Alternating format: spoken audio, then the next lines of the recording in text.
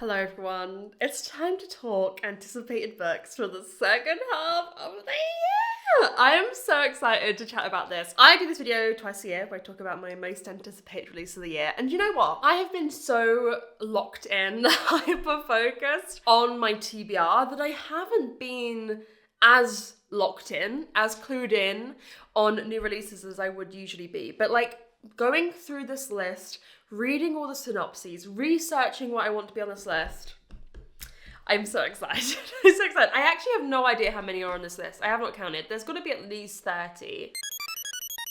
Let me do math. Carry the 2, minus the 7. There's about 40. There's about 40 on this list, which I haven't even read 40 books yet this year. Have I? I may be telling a lie. How many books have I read? I've read 45. Oh, I tell a lie. I tell a lie. But I did tell a bit of a lie there. But yeah, in this video, I'm going to go through all my most anticipated releases of the year. So these are like really mostly authors I've read from and loved before. Oh, Scully's here. Do you want to say hello quickly before you go to bed? Say hi quickly. I love you. Yeah, this is mostly authors I'd read from and loved before, their new releases. There's a few that aren't authors I've read from before, but as someone who is like, I have to be picky with my releases, you know, this is usually what I stick to. And then throughout the year, if there's some buzzy releases that everyone's talking about that sound really good, then maybe they'll come onto my radar. But like, my starting point is usually authors I've loved and read from before and a few other releases that sound fun. So shall we just dive straight into it? These are going to be roughly in publication order, UK publication order. Some might be wrong. Okay, first we have got Habits of the Sea by Shay Earnshaw. This sounds very interesting. It sounds like a magical realism book. There is a house that is swept out to sea one night, and then I think like 10 years later, 20 years later, something like that, our protagonist discovers the house and its inhabitant, and he has not aged. And I think then like she wakes up the next day, it's missing, the house is missing, and then it reappears, and I think it's to do with her meeting the guy who lives there, and I don't know, it sounds very intriguing. I really enjoyed what I read from Shay Earnshaw before, so I'm intrigued by this one. Obviously, we are starting here with books that have already come out, so we have got Heartstopper Volume 6 by Alice Oseman. I am so excited to read this. I need to read it soon. I love Heartstopper. I've loved Heartstopper. I vividly have a memory of reading the first one in like my car somewhere. I think I was like picking Tom up from a doctor's appointment or something. You know, when I just love when I vividly remember reading a book. Like that book left an imprint on my life, you know? So this is the finale, which is sad. It's very sad. But this is the finale to Nick and Charlie's relationship. And, well, no, hopefully not their relationship, but like us seeing their relationship. Whoa! Us seeing their relationship. And I just can't wait. Then an interesting one, Helpless by Jessica Knoll. Jessica Knoll wrote Bright Young Women, which I read a couple years ago and I thought was one of the most intelligent thrillers I've ever read. I was like, this is just, it's kind of inspired by Ted Bundy, that book, and its victims. And you would think that that could be handled in a crass way, but it felt like it had such intelligence, and it was really just a wonderful book. This has got a very low rating already, and it's just come out. I think it's like a 3.3, and it's only just come out. But I think this is a woman who's kidnapped by her, like, high school or college boyfriend. Like, they're at a reunion and he drugs and kidnaps her and she needs to escape him. I think it sounds interesting, but the ratings aren't good, so we'll see. But after reading Black Women, I was like, I will read anything Jessica Knoll puts out. So I don't know how that's gonna go. Hot Girl Murder Club by Ashley Winstead. I think this is the one where it's a famous actress who gets framed for murder. Yes, okay, yeah. Singer actress. She's like living her best life, but her sister was murdered. Yes, her sister was murdered, and then there's all these new murders in LA that point to this girlie as a killer. I really enjoyed Ashley Winstead, and this one sounds fun. Hot Girl Murder Club. Like, I'm gonna pick it up, aren't I? The Intrigue by Silva Romero Garcia. This one is set in Mexico. We've got this scammer guy who I think like goes around like scamming women, and he identifies this new victim, but then he meets her niece, and like the niece wants to be in on it. In on scamming her aunt, but then he also maybe starts falling for the niece, and the aunt kind of knows what's going on. It's just got so messy and toxic. It sounds interesting. Silva Garcia always ends up on this list. Her synopses always sound wonderful to me. Then, oh my god, we're into August. Oh my god, and this in parallel to the Jessica Knoll. I said, I'm going to read anything Jessica Knoll puts out, and it's got a low average rating. Ellery Lloyd, Time to Burn, is the release that's coming out. This is a husband and wife writing duo, and I read the final act of Juliet Willoughby, which some of you have read on my recommendation. We all agree, outstanding. It's so good. It's so good. And I said I'm going to read everything Ellery Lloyd puts out after this fact. And this is a sci-fi thriller, which sounds super interesting. Like, time travel is starting to become a thing. And I think there's this journalist who gets invited to this like time travel presentation. This company is going to be bringing back this family they've sent on a time travel mission. And they bring them back, and they're supposed to have been living their best life, but they come back bloodied, beaten up, and one of them missing. But the journalist recognizes the missing woman and knows she's not who she's pretending to be. So there's a lot of layers to this. This has all got really, really good early ratings. So I think this could be a great release for me this year. The Unknown by Mr. Riley. You gotta love him, you gotta love him. I'm now up to date with my Rileys. This one, there's like this mysterious island where I think like these mediums or this like cult of spiritual women used to live, but they went missing and only their dresses were left. And some people think there was like a supernatural event that caused them all to be taken, or were they murdered, or there's questions of that. Then I think a film, I love a film crew going to film where this all happened like years and years later, and weird shit starts happening. Very excited. I think Riley now is at his best when there is a supernatural question hovering over the books. There's a lot of his books where there is a supernatural question, like, is this place haunted? Is there a ghost? And he sometimes does it. And that's what keeps me, like, if he was doing this again and again and again, and he'd never actually committed to the bit and never done the supernatural twist, I'd be like, whatever. But he has. And so I believe it can go there, and that's all I need, you know? So excited for that one. Meet Me in the Garden by Nina LaCour, another one that's had outstanding early reviews. This one's set in New Orleans, I believe in the 1940s. It's a family saga. I think it's inspired by Nina LaCour's own Creole family ancestry. And we're following sisters. Well, I think one of them is sapphic and kind of tells the other one. The other one's got, I think, like a secret lover, and then we go 5 years in the future. One of them is a single mom, I'm not sure, either through divorce or her partner dying. The other one is now passing as white. And I think it's just this really, emotional family saga. I love Nina LaCour's writing. Yerba Buena was her most recent one, which I love, but then there's some of her like YA, like Watch Over Me. I consistently give her high ratings. So this is another one that I feel like if I get around to it, could be amongst my favourite books of the year. I can't say this. What are you... Oh, Marlene! Reliquary by Hannah Witten is this very interesting, like, I think horror. All I know is this woman, her fiance, I think, passes away, and all she wanted was to be part of a family, right? And his family kind of takes her in and invites her to their family home, but like, it's a little bit sus, I think. It's a little bit sus. I think like the house is like on a cliff edge and like, very atmospheric. So looking forward to seeing what people think of that one. I think that one's been a bit buzzy. Fabulous Bodies by Chuck Tingle. What is this one again? I think like a woman is like called to, a famous actor has died and she's like called to the crime scene and then he comes alive. Oh yeah, she's at the medical examiner's office and she's like delivering off his body or something, but then he wakes up, and I think it's gonna be crazy. Chuck Tingle's fucking crazy. I really enjoyed Bury Your Gaze by Chuck Tingle, and I'd love to read more. So this is definitely on my radar. Oh, major one then, Big Little Truths by Leanne Moriarty. This is the sequel to Big Little Lies. Can you believe it? And I love Big Little Lies. I gave it 5 stars. Again, a very vivid memory of reading it because I read it when I had COVID. And it was the perfect thing to read when I had COVID. I had very little like awareness, very little like brain power. It was perfect. And I think this one is set 10 years later. I think the president, what's the word? Not the president. The head teacher of the school gets delivered like a thumb or something in an envelope, and there's all these secrets. I'm looking forward to seeing what she does with this. I think it's gonna be super duper fun. Then a quick shout out, this has already come out in the US. It's got like hundreds of thousands of ratings on Goodreads, and like the what's what I'm looking for? The ebook is out, but the physical edition is not out in the UK until August, and it's Not Her by Mary Kubica. I'm very excited to read this.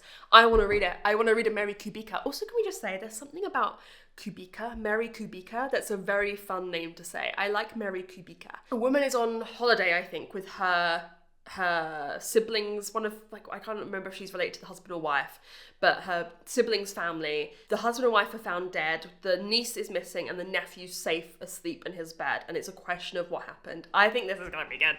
I think it's going to be the Goodreads Choice Awards, so I will probably read it then, but I'm looking forward to it. I persist with the evils of the Goodreads Choice Awards despite Frida and Alice Feeney. They're going to be like the top two this year. Like Dear Debbie and whatever the Alice Feeney. I'm going to have to read Alice Feeney again. So do you think I deserve better than that? Yes. I'm not sure what I'm more upset about reading, Dear Debbie or Alice Feeney. But this will be a nice thing to break it up. Then, I have never read a Lucy Worsley still. She is a historian who I enjoy watching. I've watched her shows, but I own 2 of her books. I own her book on Jane Austen and her book on Agatha Christie. The Agatha Christie one I can't read because she spoils so many books. Like, so many books. But the Jane Austen one I really want to read. And her release this year is Queens and Kings, which I love saying queens before kings. I mean, power to you, Lucy. An unusually personal history. She has worked, it seems, for many decades in a lot of England's palaces and in a lot of the spaces where these really famous historical events took place, like where, I think it's like in a chapel, maybe it says in the description or something like that, where Henry VIII decided to part ways from the Catholic Church and all of this stuff. And she's kind of taking you through the history of kings and queens and kings in England, but also through her lens of her work that she's done. It sounds super interesting. Also, we're in September. We have 10,000 releases in September. If your book is getting released in September, it's a big deal because September is the month. Everything gets released in September and then nothing in October, November, December. September's the month you want to release if you want your book to be on the Christmas bestseller charts, basically. That's the rule of thumb. A Silent Appeal by Dennis Hallett. I'm just going to I don't want to spoil anything, so I'm just going to tell you this is a sequel to The Appeal. The girlies are putting on a play again. I think they're actually putting on an Agatha Christie play, which is kind of fun. I say the girlies, it's guys and girlies. It's this town who run this, acting troupe play. They do plays together. And again, it's all told through mixed media. I don't know if this one would just be emails like The Appeal is, or if there'll be a mix. I prefer when Janice does a mix. But I'm looking forward to seeing what she does with it. I really enjoyed The Christmas Appeal, which was her Christmas novella sequel to The Appeal. So I'm looking forward to this one. She's a Doll by Barbara Truelove. I believe this is the author of Monsters and Mainframes, which I haven't read, but I've heard a lot of people enjoyed. And oh my God, this sounds incredible. It sounds like high camp. High camp. I love camp. A woman is murdered and she is like, I'm gonna seek revenge for my murder, but she gets reborn. Her soul is in this little porcelain doll. So she's like this little doll running around she's like a little doll. It's camp. I don't know what to tell you. Running around trying to solve a murder. I think she teams up with this woman who hates her killer. She knows who her killer is. And she's like, I'm gonna get that man. It sounds ridiculous. I'm very excited. I think I've got to read that. Taipei Story by R.F. Kuang. There's been mixed reviews of this. I love R.F. Kuang. R.F. Kuang is by far one of my favorite authors. I give her 5 stars, 5 stars, 5 stars. I think this woman is a genius. I've been lucky enough to go to one of her talks and she's just a freaking genius. However, this is her first foray into real kind of contemporary literary fiction. Obviously Yellowface, which wasn't fantasy, but that was kind of a thriller adjacent contemporary, whereas this seems like coming of age contemporary literary in Taipei, really the story of being diaspora and what do you do if your family don't want to answer questions on your history or you've never learnt the language, or when can you identify with certain parts of the culture, when does society make you feel like you can't, etc, etc. There's been mixed opinions, but I love R.F. Kuang, so I want to read it. Then we have Serenity Falls by C.J. Tudor. C.J. Tudor for me, I think I've given her 4 stars every time. She will give you a great time. I'm yet to give her 5 stars, but I think there's nothing better almost. Obviously there's something better if we go into it knowing an author's going to be 5 stars for you, like our next one. I go into every C.J. Tudor knowing I'm going to enjoy it and I'm going to be in a safe pair of hands. This one sounds so interesting. I actually want to pull up the synopsis because the exact wording of some of it is very interesting. So we're in Serenity Falls, which is idyllic suburbia US, and our characters have moved there, but then a dead body is found in a swimming pool. Gag, okay? That's the first gag. But then, this is what sounds so interesting. It turns out it's just the start of a series of odd discoveries. Abandoned houses where people have seemingly just upped and left. The strange woman Sadie keeps seeing around town putting up missing posters for a child who drowned 25 years ago. An ice cream van that drives around at night making sure residents are asleep. Huh? There's just something about that just sets the perfect tone to intrigue me. There's these little questions, there's these little cute, I can't speak, clues. So yeah, I enjoy very much a CJ Tudor. So I'm looking forward to this one. That just sounds so, it's got me. Then We Chase Shadows by Rachel. Oh, fucking yeah. Here's the thing, guys. I'm going to an event for We Chase Shadows. I think I'm going to get to meet the man, the myth, the legend himself. Unless he doesn't do... At every Waterstones book event I've done, the author has done book signings at the end. I think I might get to meet him. He wants to marry me. Also, Lucy Foley is there. We'll get on to her release in a second. She's going to be there. I've already met Lucy Foley. She was lovely. She was so kind. She gave me a lovely hug. But the man, the myth, the legend, Richard. Can you imagine? I'm married. Anyways, this is the sequel to We Solve Murders, the second in this series.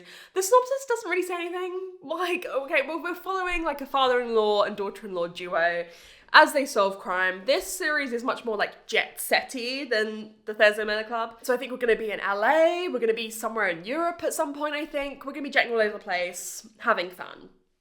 And I'm going to get to meet it. Can you imagine? Guys, I don't think you understand. I listen to Richard Osman's podcast twice a week. I love his books. Like, that's my man. That's my man. I'm so excited. Big Man by Dean Atta. I loved The Black Flamingo by Dean Atta, and I've kept meaning to get round to more of his books. I think I might own another one of his books. Is this his adult debut? There's a question there. I don't know. I don't know if it's his adult debut, but I certainly haven't read an adult book from him before. We're following Big Man, who is like this queer guy living in London, and he really came onto the scene and was welcomed into club culture when he was younger by Mother, who is a trans woman. And it comes out that Mother is going to be releasing a memoir, and I think it stirs up a lot of things that have happened to Big Man back in club culture or back in his youth that he had suppressed. It sounds very interesting. It sounds like a really queer book, you know what I mean? Like, but also there's gonna be queer joy, but also like, you know, not shying away from some negative things as well. It sounds really, really good. Elizabeth Acevedo is back. Within the YA. I still haven't read Family Law by her. I really want to. Anger is Only a Shadow. We're following this young girl who I think has lived like, she doesn't want to live by life's boundaries, right? So she's kind of a bit acting out, and she ends up in like a youth detention center, and she's trying to get in touch with her brother for him to help her get out. It sounds very emotional. Elizabeth Acevedo's books are always incredibly emotional, incredibly poignant for the time. I always feel like she's really got her finger on the pulse. Oh, then we have a major one. Okay, Deadbeat by Leigh Bardugo. Whoa. I hear you shiver with anticipation. My God. This is number 3 in the Ninth House series. Let's all just take a moment. Another major Waterstones book event I went to was for Ninth House with Leigh Bardugo. I met the woman herself. She is one of the most enigmatic people I've ever met in my life. And she said that she wanted a Ninth House series to be like, I can't remember what she said, like 7 books, 9 books, 12 books, something like that. Let's just all mourn that, because here the Ninth House series comes to an end. I'm getting chest pains just thinking about it. So I can't really tell you much about what this book is about because it's the 3rd in the series and like a lot has happened. But we're following Alex Stan, who's at Yale, and she's like in charge of managing these magical societies that exist at Yale. There's demons, there's devils, there's magic, there's occult things, and there's a hot guy. That's all we need. Exit Party by Emily St. John Mandel. I almost said the bitch is back. Oh my God. Emily, I'm so sorry. I don't know where that came from, but also the bitch is back. You know what I mean? Like, we love an Emily St. John Mandel in this house. The bitch is back. So sorry. This synopsis is one that didn't really stick in my brain, because I feel like an Emily St. John Mandel synopsis is never meant to stick in your brain. Like, you've just got to dive in. You just got to dive in head first and just accept that you're going to have a wonderful, well, maybe not have a wonderful time, but it's going to be an incredibly wonderful book. It's set, I think, in the near future, like 2031 or something. The US has collapsed, has been under like military rule, and like it ends or something, like the military control ends, and like everyone's going to a party and someone goes missing at the party. I don't know. I don't know, her books are fucking crazy. I'm excited for it. Our Cut of Salt by Dina Helm is a very exciting debut horror, I think it leans. It's a Palestinian author and it's about these generations of Palestinian women who live in this house, and the house, I don't know if it's like a haunted house or if there's things in the house that are going wrong in like a supernatural way.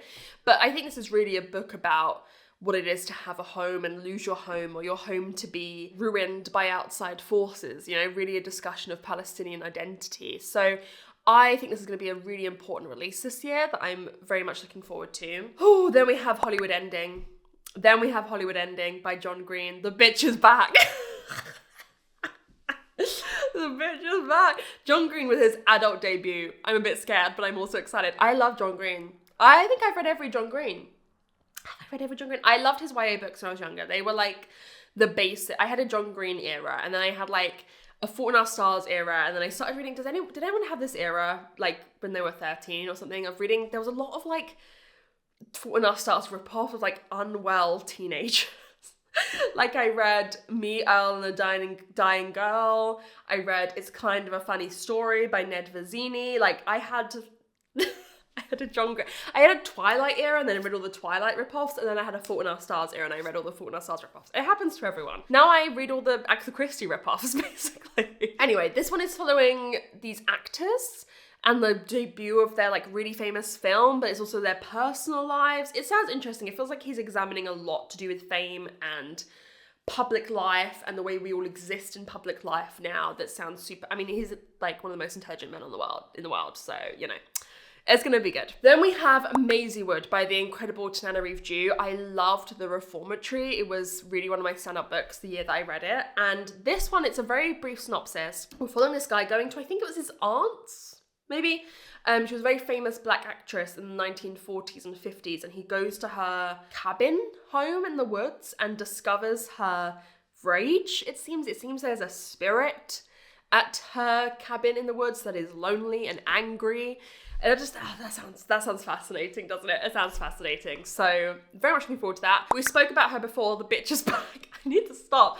Murder at the Grand Alpine Hotel by Lucy Foley. This is Lucy Foley's release of the year. Obviously, I love you, Lucy Foley. But this is also her writing for the Agatha Christie estate, and it's her writing a Miss Marple mystery.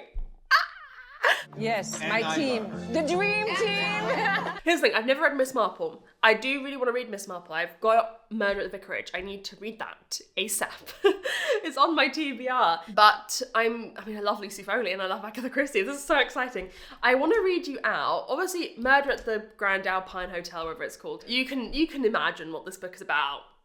This tells you everything you need to know. But I just want to read out the synopsis because it does the thing that every Lucy Foley book does. This is why it feels like a Lucy Foley Miss Marple, not like Lucy Foley trying to write as Agatha Christie, because all Lucy Foley synopses have the characters distilled down into their archetypes, which is a very Agatha thing. Like that is very much inspired by Agatha in her books, because I love that in a murder mystery, the archetypal characters, you know. But in this one, we have got, I just want to read it out to you, the notorious actress, the high-flying politician, the society wife, the reckless friend, the shrewd doctor. Oh. I love that in a murder mystery. I love it. So, Lucy, I'm gonna meet you. I'm watching you, Taylor. The True Confessions of First Lady Freeman by Disha Philyor. This is about a pastor's wife of like a mega church. We don't really have anything like this in the UK, but like you Americans are crazy with those mega churches. I'm not gonna lie, like that's wild. And I think her life starts to unravel. I think this is more contemporary leaning, like a serious contemporary, but kind of like yesteryear, right? There's like, it's contemporary with a little bit of something. Not just contemporary, it's like contemporary with a little bit of something. But this has got really good early reviews. I think Roxane Gay gave it 5 stars on Goodreads, which she does not do lightly. I love seeing what Roxane Gay rates and doesn't rate. You know when she doesn't rate it on Goodreads? You know, if it's gonna be a 4 or 5, she'll rate it. If it's not rated. But yeah, she gave it 5 stars, so I'm looking forward to it. American Hagwon, major book by Min Jin Lee. This is the author of Pachinko. The author of Pachinko's got a new book, guys. This is again just, the synopsis is very dense. There's a lot of details, there's a lot going on, there's a lot of intergenerational things, but it's a family saga, just like Pachinko. And that's all I really need to know going into it. It's this family saga to do with like Korean identity. And I think there's like I can't remember what year it's set, but there's like an Asian financial crash at one point that really impacts this family's life. And I mean, I will read anything that Min Jin Lee writes because Pachinko is a book for the ages. That's a modern classic. That is like, holy shit, you are one of the greatest authors alive when you read that book. A classic? Classic. Not debatable. Not up for debate. I have no doubt that this is going to be amazing. Tales from the Territory by Travis Baldree is short stories from the world of Legends and Lattes. That's all I've got for you. That's all you need to know. The Scarlet Ball by Nevo. Okay, Nevo's books that she writes, her full-length books. So obviously I read a lot of the Singing Hills cycle, but I have I've read Siren Queen. I've read Siren Queen now. That was really interesting. But I've got The Chosen and the Beautiful on my TBR as well. But her full-length books always have this like historical, fantastical, horror. They're kind of beyond categorization. They're this mix of things. And this one is about this ball, and our protagonist is going to the ball with this, I think this white girl's face sewn onto her face, like impersonating her. And like everyone wants to find a match at this ball, but like they have to keep their husband's desires fed. Otherwise they like turn in murderers or something. It sounds crazy. It sounds absolutely bonkers balls to all. But again, Nevo, I just love her writing. Victorious by V.E. Schwab, major time, guys. Again, I don't want to spoil anything, but this is the sequel. No, this the season finale. The season finale. This is the sequel to Vicious and Vengeful. Here's the thing, Vicious, 5 stars. Vengeful, I think I gave 2. So we've only got to hope and pray. We're following Eli and... Fuck, it's gonna annoy me, I have to look it up now. Eli and Victor. Eli Ever, Victor Vale, 2 men, first but friends, then mortal enemies, each destined to be on the shadow, 1 left standing, but the game isn't over yet. Gaga Chandra. I'm very looking forward to it. But I am nervous because, again, I didn't love Vengeful. The Slant-Wise Histories by Alexi Harrow is a short story collection from Alexi Harrow. I love Alexi Harrow's writing. I have many to read. I, more than anything, want to read The Everlasting because I know everyone who's read that is, like, deep in obsession with that. But the ones on Future Witches that's up there. That's in my top 25 books. I feel like I need to reread it, but I read that and I was like, wow. Wow, this is really something. It stuck with me. So I've put that on my list as well. The Shadows of Kensington Gore by Ross Montgomery is the sequel to Murder at World's End, which I read this year and was one of my... It's probably, other than like Lady Hardcastle and maybe some Agatha or something, probably my top murder mystery that I've read so far this year. I really enjoyed it. This one, I think a policeman is murdered and these 3 women who were nearby are like accused of doing the murder, but our guy, I don't want to spoil. No, you know that him and Decimina, the old lady, are going to be like a detective duo. He was nearby, the guy. And him and Decimina are gonna, I can't remember his name, are gonna solve the murder together, basically. Okay, Becky Chambers, As You Wake, Break the Shell. I have only read, is it The Robot and the Monk? I've only read that from her and I didn't love it. However, I know the girlies love Becky Chambers. This is another synopsis that didn't stick in my brain. We're following 2 characters on this planet that I think is in trouble. One of them's a botanist. I don't really know much about it, but it's getting great early reviews from people who have arcs, and I want to love a Becky Chambers. So I'm very much intrigued. This next one, we've got only 2 left. Oh my god. This next one was, I was watching Mara from Books Like Woe's most anticipated releases, and she put this on here and it really intrigues me. It's a non-fiction. It's called Live, Laugh, Love, The Secret History of White Christian Women and the World They Made by Kristen Kobes Dumez. This is obviously very American-centric, but it's kind of focusing on the pervasiveness of the Christian woman impact kind of on in American culture, and like the idea of mummy blogs, or like so many like mummy influencers on like social media are like Mormons or very Christian. They like turn out to be like a pastor's wife. I'm like, oh my god, I didn't know that about you. Or like the idea of like MLMs, I think maybe, or like all how it pervades in culture and the idea of like what being a Christian woman is. I think it sounds very interesting, and Mara had a really high praise to say of Kristen Kobes Dumez's previous book that she'd read from her. So I'm very intrigued. I'm very intrigued by that. And then finally, publishing in December, it's crazy, we have Rabbit Rabbit by Jennifer E. Smith. I read The Unsinkable Greta James by Jennifer E. Smith, which is like a very hard-hitting, emotional, contemporary book, a couple of years ago, and loved it. And this one is about a woman who, she's turning 40 and she's like, okay, this is the year. I said to myself, if I was 40 and I wasn't with a partner, I was going to have a baby by myself via IVF. So she starts on that process, but then she meets this guy that is like, this guy is everything I've ever wanted. It's vibing, we're getting along, like there's something here, but he doesn't want kids. And so I think she spends a year kind of like going down both of these paths, right? Like pursuing IVF, but also dating this guy. And it comes to a crossroads where she kind of has to choose one life. Right, it sounds very interesting and it's going to be emotional. I really want to read another Jennifer E. Smith because The Unsinkable Greta James, I remember not expecting much from it and it was a 5-star. I was like blown away by how good it was. So that brings us to a close. My God, I've rambled there, but can you tell I'm excited? I'm excited. I love reading. I fucking love reading. I love reading. Isn't it just amazing how many great books there are out there? I'm so excited. Let me know which of these you're most excited for. If I had to pick my ones I'm most excited for, they are as follows. I mean, Heartstopper Volume 6, I will read and love, but let's just put that to the side because I feel that feels like cheating. Time to Burn by Hilary Lloyd, Meet Me in the Garden by Nina LaCour, The Lucy Worsley non-fiction I'm very excited about, Richard Osman. I want to say Deadbeat, John Green. I want to say the Lucy Foley, but I might not read that straight away because I feel like I need to understand Miss Marple before I read that. Those are the ones that jump out at me as like top 5-star prediction. I'm gonna love them, but I'm excited for a lot of these. So yeah, let me know which ones of these you're most excited for. If you've read any of them, some of you might have read some of the ones that came out in July already, or you may have had arcs for some of the later ones. I'd love to know any thoughts you guys have, but yeah.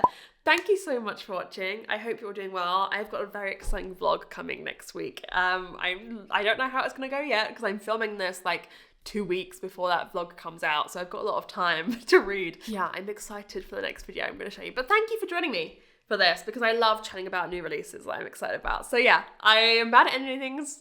Love ya, and I'll see you later. Bye.